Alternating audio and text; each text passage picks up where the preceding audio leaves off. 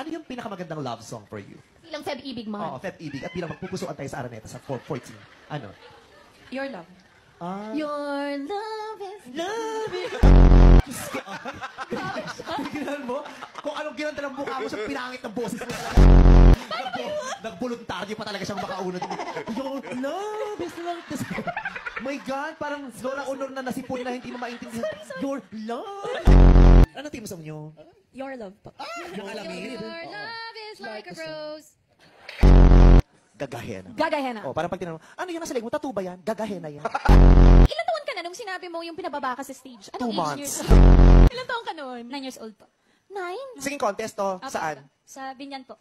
Ano to? Barangay singing Barangay singing contest? contest. Sino yung sumigaw sa'yo? Bata Hindi ko po or siya ano? kilala. Matanda na po. Matanda? Parang may rest ba? Tama na. Kasi, Tama na. Tama yung na. mga adults, they should know better. Si Sir Louie yun.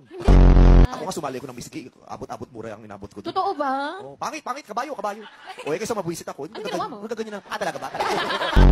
Pag sinabi kang, hindi ka magaling, ang gawin mo, pumiyok ka. Tapos sabihin mo, May, tama ka. Ang Diyos nga, Diyos na yun ha. Perfecto na yun, di nagkakamali. Pero tingnan mo, binash pa rin nung panahon niya. Yes. Hindi pa rin siya pinaniwalaan. Pinahirapan pa din siya. Totoo. Di ba? Tayo pa kaya, mga tao lang. Di ba? Ako na to ha, na napakaganda ko.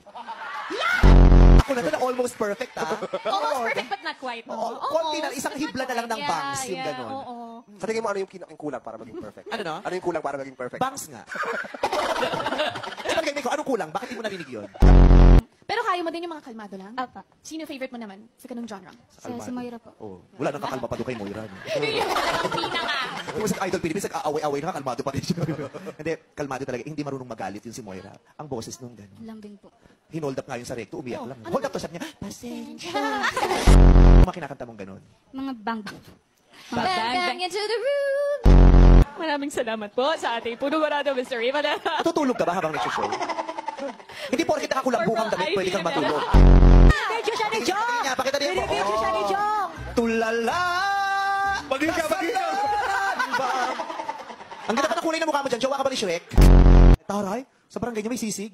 Pag meron, bibili lang. Meron naman doon ano, yung tingi-tingi lang. Oh, kasi kami wala, ano lang kami. Bibili ka Century at saka Skyflix, dudurugin mo. Uy, ang sarap nun. Ang syempre nga. Oo. Ay, teka. That's so yummy. Ito yung pag sabi nagiinuman sa barangay, dadaan to. Tatampalin ko to. Pinagiinuman kayo, mga bargas kayo, may dadaan. Ay, ang sarap na. Sarap talaga yun with mayonnaise and egg, di ba?